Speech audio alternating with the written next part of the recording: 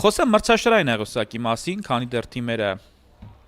չեն սկսել խաղը, իդեպ Վանն է սկսելու։ Մեկնարկը տրված է, Վանը կարմիր գույնի, համազգեստով է։ Փոխանցում ձախ եզր, առաջ են շարժվում չեմպիոնի ֆուտբոլիստները, Նդուրի ուղղությամբ էր կատարված փոխանցումը, Տորեսը Իբրահիմը առաջ է շարժվել, վտանգավորը ինչ նշում է առաջարկում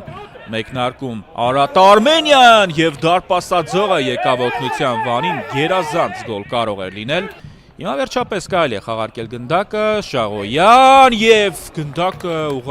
ուղղակի գնդակը Օբինան հարձակման գծի ֆուտբոլիստ է, բայց քանի որ այդքան էլ բարձրահասակ չէ ու կարողանում այսպես եզրային նետումները մինչև տուգանային հրապարակ հասցնել, Վանը կատարեց իր առջև դրված առաջադրանքը և Վանը գոլ բաց չթողեց։ Շատ ռիսկային է, Նդուրը փրկում է Դանիլա Բոկովը, ինչ են անում հիմա։ Արիս Կարապետյանը մնում է առջևի գծում, լավն է փոխանցումը, վտանգավոր է և Դանիլա Բոկովն է։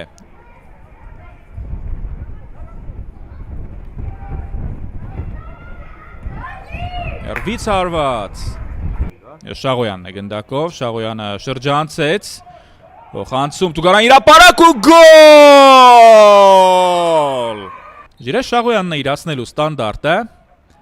ցածրից փոխանցեց ու գնդակը չհայտնվեց դարպասում, անհավատալի էր։ Իսկ Բալանտան, եթե վնասված չունենար, ինձ թվում է խաղալու էր։ Օբինա հերվից հարվածեց Էմանուելը և հարվածով թեթև սպառնալիք կարողացավ ստեղծել հարված դարպասին Դանիլա Բոկովն է։ Օբինային պետք է օգնեն, Օբինային անընդհատ առանց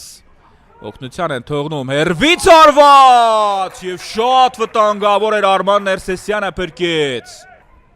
Խնդրեմ, եռաքայլ կոմբինացիա էր և ստիպում են ուղղակի տուգանայի հրապարակում խախտել կանոնները Արարատ Արմենիայի ֆուտբոլիստները, Բեռնարդո Օլիվերան վաստակեց 11 մետրանոցը, կարևոր պա է Վանի համար, Բալանտա և շեղ է հարվածում Խուան Բալանտան։ Եզրային պաշտպան Գոմեսն էր, վտանգավոր է,